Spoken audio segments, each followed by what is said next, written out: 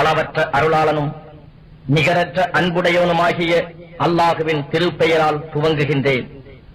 முற்பகல் மீது சத்தியமாக, ஒடுங்கிக் கொள்ளும் இரவின் மீது சத்தியமாக, உம்முடைய இறைவன் உம்மை கைவிடவும் இல்லை, அவன் உம்மை வெறுக்கவும் இல்லை.